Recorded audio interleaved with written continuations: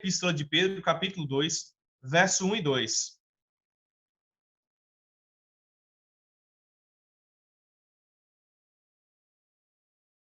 1 a 3, aliás, irmãos.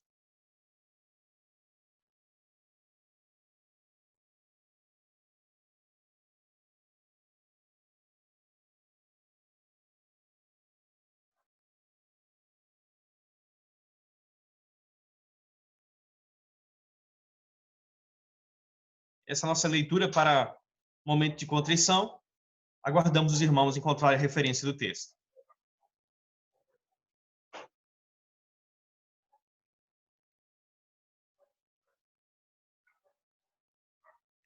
Diz assim, queridos: despojando-vos, portanto, de toda maldade e dolo, de hipocrisias e invejas e de toda sorte de maledicências. Desejai ardentemente, como crianças recém-nascidas, o genuíno leite espiritual, para que por ele vos seja dado crescimento para a salvação, se é que já tendes a experiência de que o Senhor é bondoso. Amém, queridos? Diante dessa experiência que nós já temos, pela graça do próprio Deus, podemos nos achegar a Ele nesse momento e pedir perdão por nossos pecados, pedir graça e misericórdia por cada um de nós. Eu peço para a irmã Chinha, ou para a irmã Palmira, né, que nos eleva a Deus uma oração de pedir ao Senhor perdão por nossos pecados. Por gentileza, Palmira. Pai querido, graças te damos a Deus por esse momento aqui, onde estamos buscando a presença do Senhor, todos juntos, mesmo à distância, Pai. Nós te agradecemos por esse momento e pedimos, ó Deus, o teu perdão, Pai, que o Senhor venha limpar nossos corações, transformar nossos corações para melhor te servir, para melhor te agradar, Deus. Muito obrigado pelo sangue de Cristo que nos livra de todo o nosso pecado, de toda a nossa imundície e nos aproxima cada vez mais do Senhor, Pai. Muito obrigado por tudo, em nome de Cristo Jesus. Amém. Amém, queridos. Deus seja louvado. Abramos nossas Bíblias ainda no Salmo de número 19.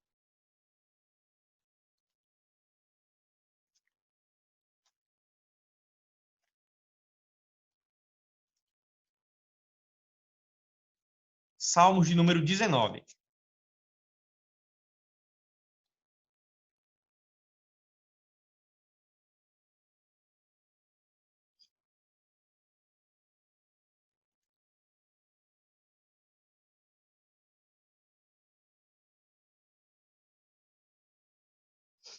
Apenas o primeiro versículo.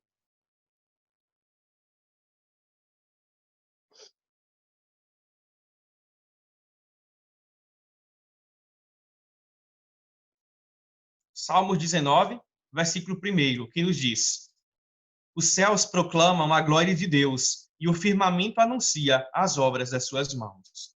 Então, já que a própria natureza testifica a glória a Deus, né, e não são seres racionais igual nós, seres humanos, então veja lá então a cada um de nós, né, o quanto devemos oferecer honra, glória e louvor ao grande e excelso Criador. Então vamos ter também uma palavra de oração, de gratidão nesse instante, de adoração ao Rei Sublime. Peço, deixa eu ver aqui para não repetir, peço a Joeni, que nos eleva a Deus nessa oração. Por gentileza, irmã Joeni.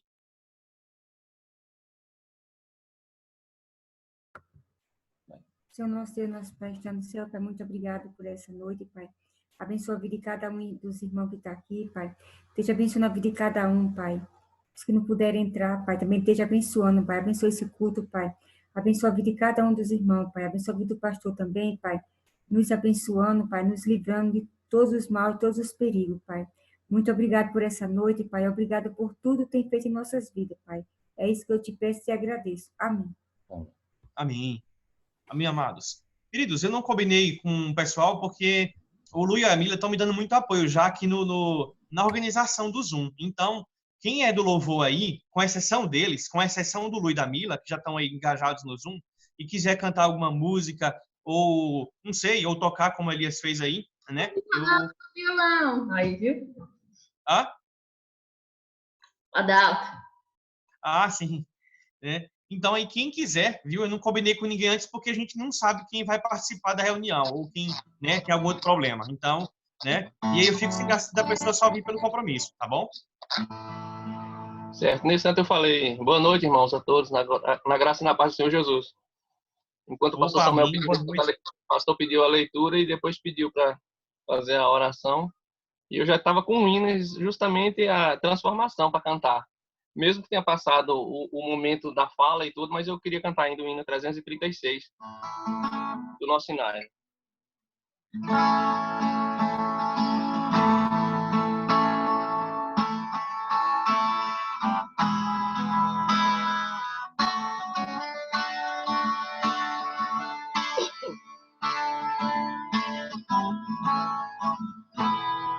Eu perdido pecador, longe do meu Jesus,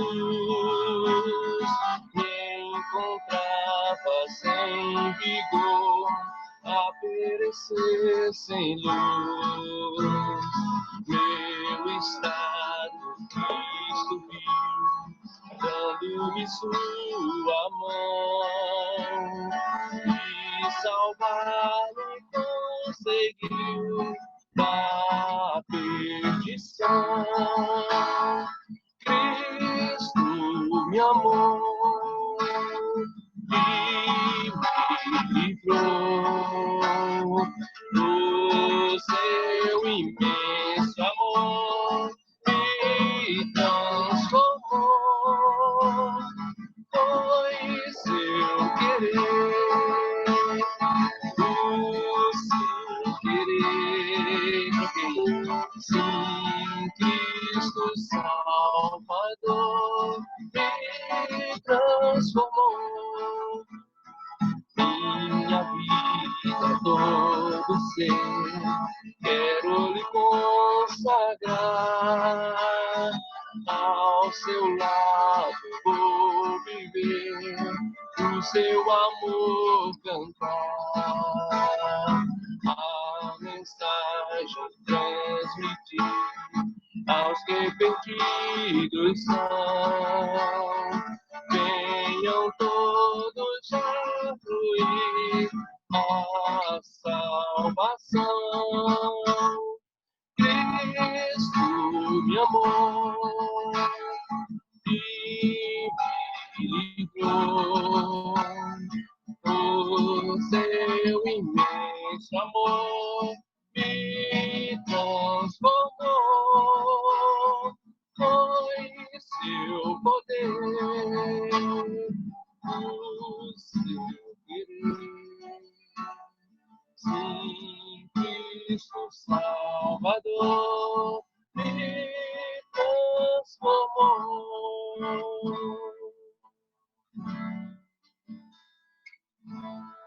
Amém.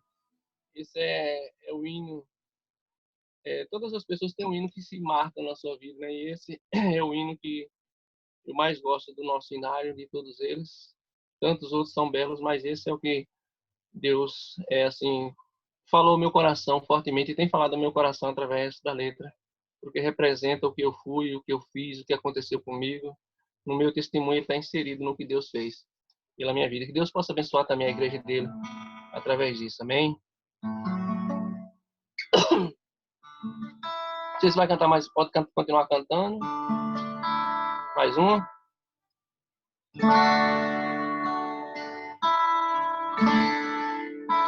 A minha vida é do Mestre,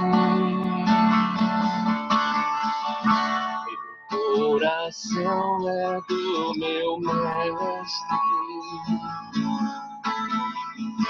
o meu caminho é do Mestre. Minha esperança é no Mestre. A minha vida é do Mestre. Meu coração é do meu Mestre. O meu caminho é do Mestre. Minha esperança é do Mestre.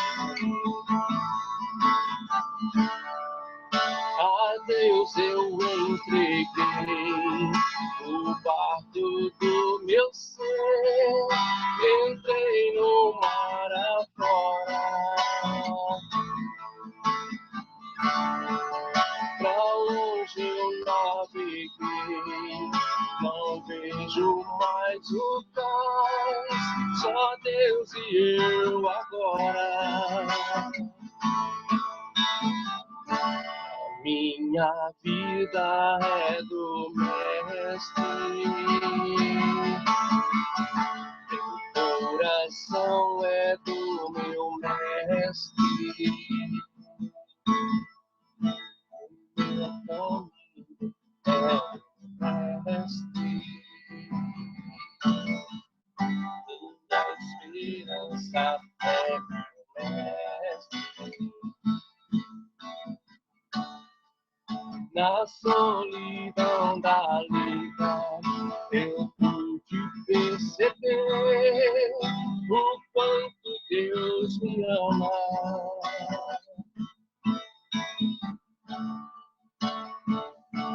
As grandes vêm tentando me arrastar pra longe da presença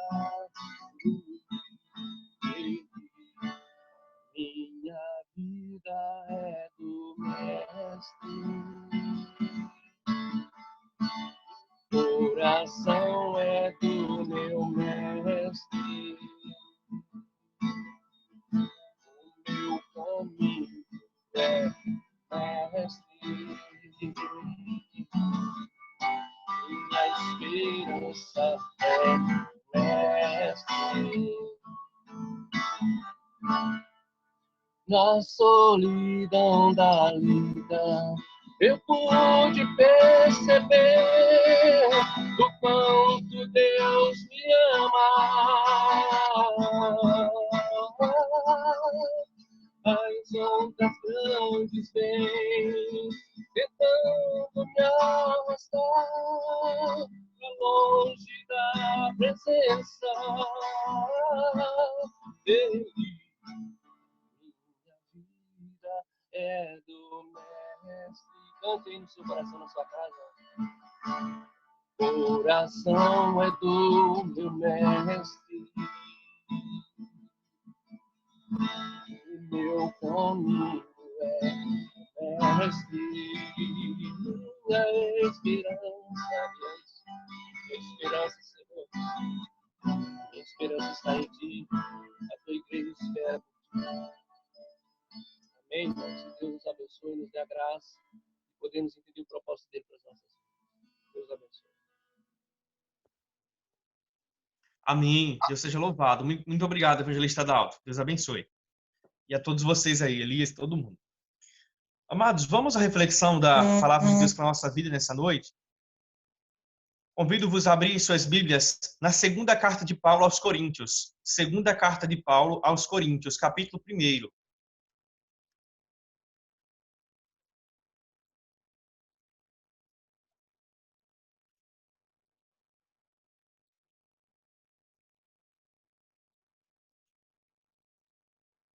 Segunda Epístola de Paulo aos Coríntios, capítulo 1, verso 12.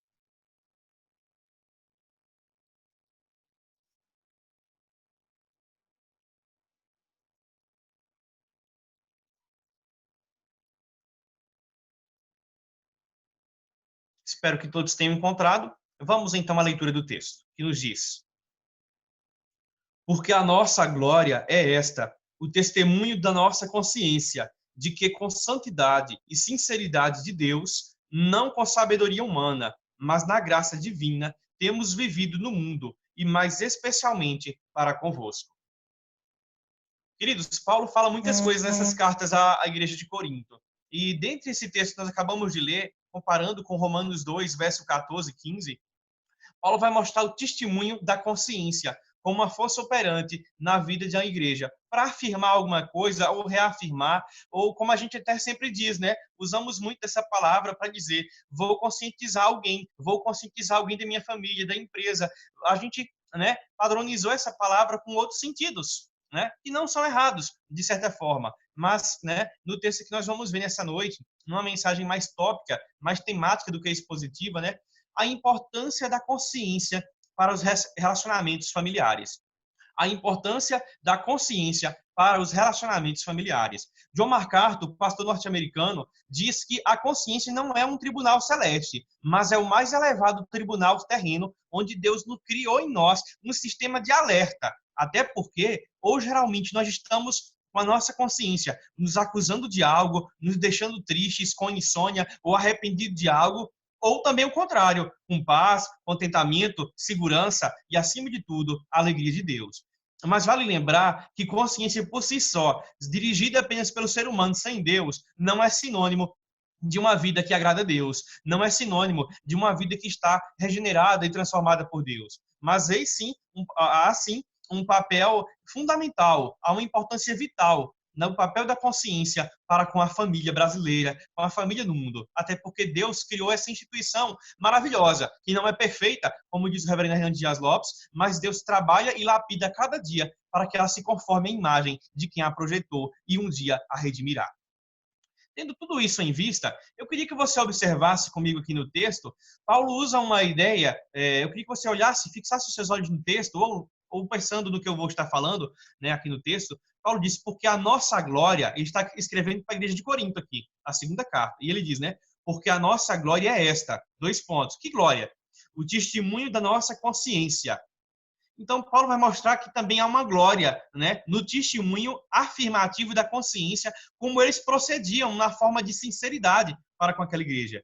E ele elenca, completando essa ideia. Com santidade e sinceridade de Deus, não com sabedoria humana, mas na graça divina, temos vivido no mundo e mais especialmente para convosco. Vale ressaltar aqui, irmãos, que nós estamos falando do apóstolo Paulo, um homem escolhido por Deus, e então a consciência que está sintonizada com o Espírito Santo. Eis uma diferença muito grande. Então, veja, esse sistema de alerta, como diz John MacArthur, e eu concordo plenamente com ele, porque isso é bem fundamentado biblicamente, juntamente com a direção do Espírito Santo, tem grande poder de atuação na nossa vida.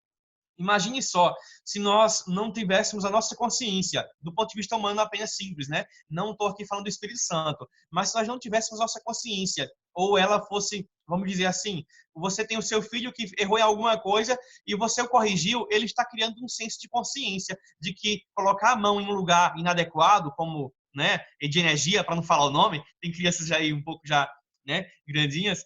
Então, assim, coisas como essas e outras, elas servem para, se eu colocar a mão em tal lugar, é errado. Se eu fizer tal coisa, é errado. Só que isso de certo e errado não é só desde criança. Deus vai lapidando na construção do caráter humano, da nossa mentalidade pensante, para que possamos, assim, então, agradá-lo em tudo que fizermos.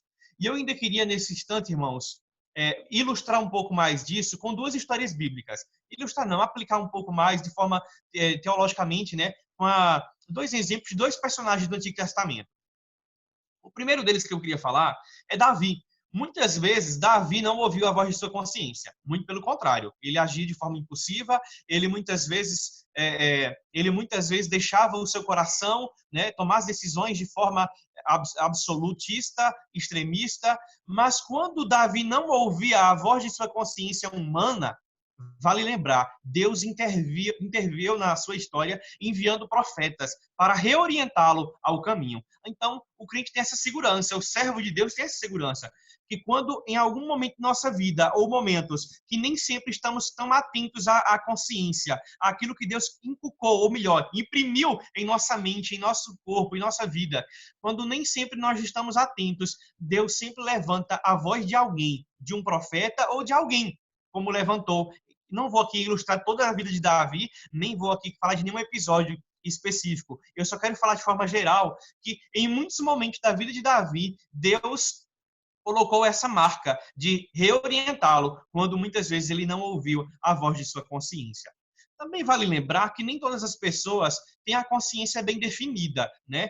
Não é à toa que temos, desculpa a expressão, mais maníacos do parque. Não é à toa que nós temos, ou tivemos na história não só de São Paulo, mas do Brasil e do mundo afora, pessoas com comportamento psicológico totalmente deturpado, dentre outras coisas.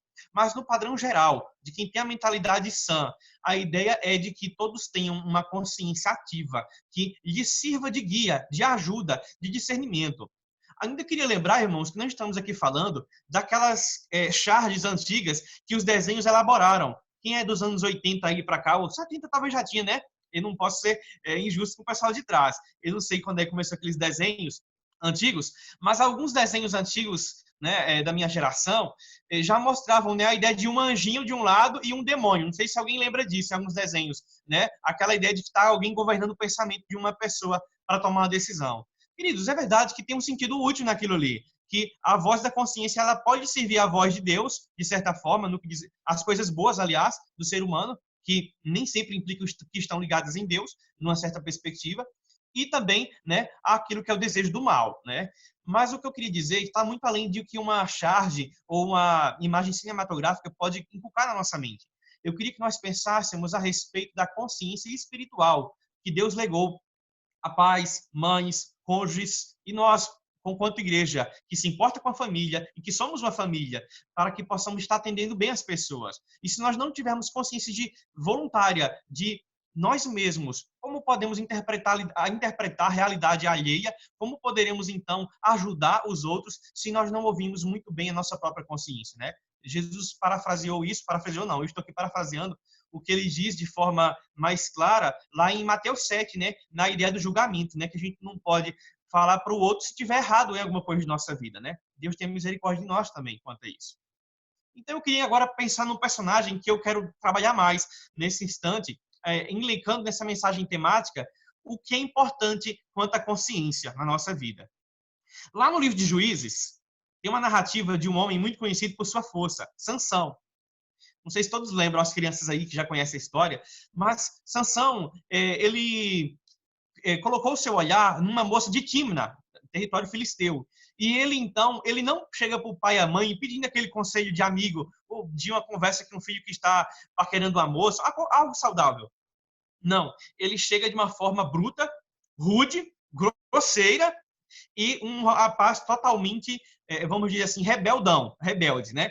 E ele chega e diz para o seu pai e para sua mãe: eu quero que vocês tomem aquela mulher para ser minha esposa. Porque era essa, o modo daquele tempo era esse, enfim, dos pais ajudarem, enfim, em toda essa trama.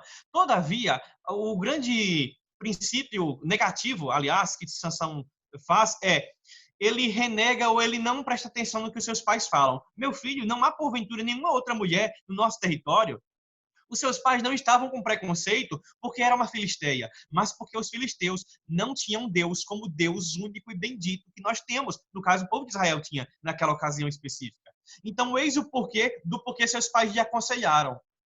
Ou seja, Deus levantou os pais de Sansão para ser uma voz de consciência quando ele não tinha consciência do que estava fazendo. Mas mesmo assim, quem lembra da história? Sansão obedeceu prontamente ou somente golpeou, cauterizou a voz dos seus pais e então ele diz, como se fosse um brado, né? Não, tomai na essa que eu quero. Só me serve essa. Algumas versões vão colocar, só me agradei dessa. E aí, irmãos, nós sabemos muito bem que aquilo se torna um fiasco. A não ser pelo fato de Deus ter intervido nessa história, já colocando os seus planos soberanos também no que Deus já tinha planejado para Sansão. Mas pense um pouquinho na realidade de Sansão e na minha e na sua, querido irmão, que aqui está nessa noite. Quando nós não ouvimos bem conselhos, a exemplo também de Roboão, filho de Salomão, se não me falha a memória, né? Quando consultou os mais jovens da sua época, em vez de ter ouvido melhor os mais experientes que serviam seu pai, e o que não quer dizer que nem sempre os mais velhos vão ter razão, mas via de regra, geralmente, costumeiramente, é esse o caminho, né? Quem mais experiente, quem tem um pouco mais de bagagem, tem mais a nos ensinar, geralmente, do que os mais novos. Não é uma regra geral, mas é um princípio muito útil e muito edificante para a nossa vida, diga-se de passagem. Então, queridos, tendo tudo isso em vista, um exemplo de Davi de forma panorâmica que falamos, e o exemplo da narrativa de Sansão quanto ao seu casamento e paquera com aquela jovem filisteia, então vejamos que tudo isso vai mostrar que nós também vivemos em um mundo hoje em que essas coisas também estão à tona. Há pais que estão tranquilos com isso, porque os seus filhos são novinhos, como estou vendo aqui na tela, Elias e Daiane segurando seus filhos bem de boa, tão longe dessa fase chegar, de vir paquera na casa, tão longe, né? Alguns já estão mais perto, né? Da minha própria família, né? Mas a grande verdade é que qualquer fase que a nossa família viva, seja os filhinhos mais novos, os bebês, até os maiores, os seus desafios e naquilo que é normal da vida humana, nós devemos entender que o princípio regulador de nossa vida é a palavra de Deus. Ela é que nos traz, né, a orientação de que terreno devemos pisar e em como devemos andar em tudo isso. E adiante de tudo isso, queridos irmãos, eu queria ainda aplicar algo que o pastor John MacArthur ainda lembra de uma viagem ou de um voo, de um avião da empresa que agora já é falida, a Avianca, né? Alguns anos atrás, ele lembrava de um voo em que um Boeing dessa empresa estava pertinho de aterrissar no seu porto final, no seu destino final, melhor dizendo. Mas, de repente, esse avião, infelizmente, choca com uma montanha. Mas por que ele chocou assim tão fácil com a montanha? Você pode ficar curioso saber um pouquinho mais disso. Pela caixa preta e por alguns dados, foi detectado que antes essa grande aeronave entrar em colisão com a montanha, e todos infelizmente vieram, né, a perecer, o piloto foi gravado 1 minuto antes da colisão, o piloto dizendo para o sistema de alerta que detectou aquilo, dizendo o seguinte: suba, suba, suba. E depois a última frase que a caixa preta aí foi gravada do piloto foi: cale-se, gringo, cale-se, gringo, cale a boca, gringo. Então, o piloto, 1 minuto antes do avião, do radar eletrônico, ter alertado sobre o problema, ele estava já impaciente com a voz do gringo, né? Porque estavam certamente viajando para a região ali, Bolívia, Venezuela, aquela região ali, provavelmente. E então, ele ficou incomodado com a voz do gringo, que estava mandando ele subir o avião, e ele não ouviu direito. Apenas depois só virou algo de uma história em memória por conta desse erro. Tudo isso tem a ver com esse texto. Muitas pessoas estão golpeando suas consciências diante da realidade que um sistema de alerta às vezes traz para elas. A palavra de Deus é o mais profundo alerta e radar, que não só é apto para discernir o que acontece no nosso coração, como diz o autor aos Hebreus, mas ao mesmo tempo ele trabalha, lapida, transforma, restaura vidas. E uma vez que eu e você ignoramos esses fatos, nosso coração, como dizia João Calvino, é um coração que é uma fábrica de ídolos. Então, nós corremos sempre o risco de colocar o nosso coração em qualquer outra coisa, menos Deus. E é por isso que a palavra dele tem primazia para transformar não só nosso coração, mas até aprimorar o testemunho de nossa consciência para entendermos o que é pecado, lutarmos contra o pecado, andarmos em santidade e glorificarmos a Deus em nossos planos e projetos como família cristã. Eu queria ainda que você observasse que essa simples, mas ao mesmo tempo profunda ilustração do Boeing, da Avianca, empresa já falida, infelizmente, mas essa ilustração mostra para nós que muitas pessoas têm feito isso na sua vida real. Né? Muitas pessoas não têm, diante de algumas escolhas, novos desafios familiares, dos cônjuges, dos filhos, né? Da própria pandemia que estamos vivendo. Muitos não têm parado para pensar como Deus quer que eu viva esse momento, diante daquilo que Ele tem me permitido passar. Né? E como eu posso ser solidário com aquele que tem menos que eu, não só financeiramente falando, mas menos contato, menos refúgio de ajuda familiar, um ombro amigo, dentre outras coisas. Mas, sobretudo, Deus nos chama a ter uma consciência ativa, proativa, eficaz, de maneira que o Evangelho é o norteador de nossa consciência. Nós não estamos aqui falando da consciência apenas simplesmente humanamente falando, cientificamente falando.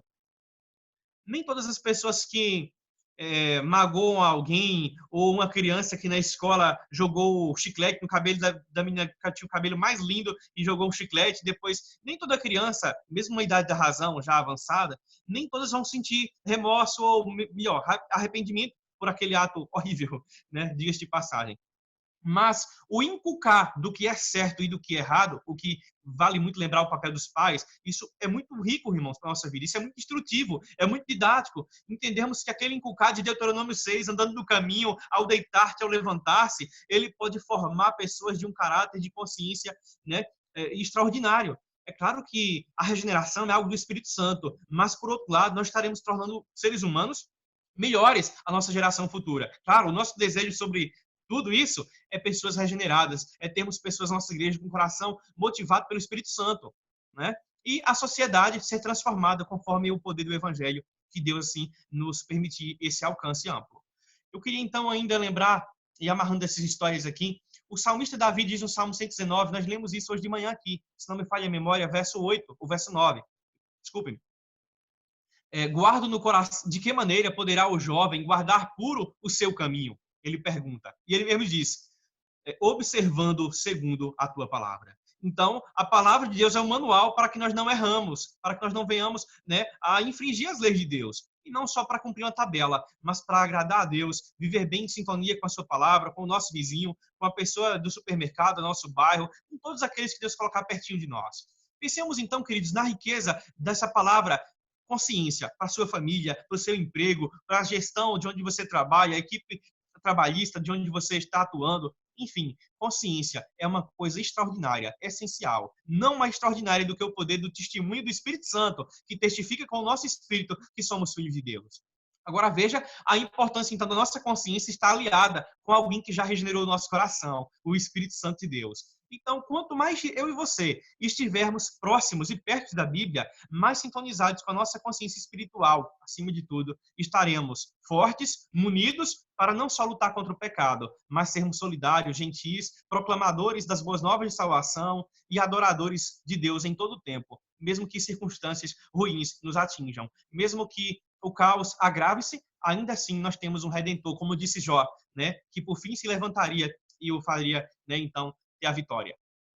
Eu queria que você observasse nesse final dessa nossa devocional dessa noite, como então a sua consciência tem contribuído para a formação do caráter de sua família, somente dos seus filhos, vocês pais, no caso dos cônjuges, aliada à transparência de tudo que vocês fazem e naquilo que é essencial à convivência. Cada cônjuge tem um jeitinho diferente. Então, algumas coisas do convívio particular e do dia a dia nem sempre vão ser norma para outros casais, no que diz respeito ao jeitinho particular e a questões afetuosas de cada um. Mas há um princípio regulador geral. O evangelho é o norteador, é a bússola, é aquele que dirige a nossa vida de forma magistral e sem nenhum erro. E quem o obedece pode ter certeza, como os irmãos têm experimentado, creio eu, que todo aquele que prova o quanto Deus é bom nos seus relacionamentos, sabe que Deus honra, né? Aqueles que não se deixam levar pela mentira, aqueles que não se deixam levar pelo suborno, aqueles que não se deixam levar por nenhuma das coisas que querem corromper a essência do evangelho.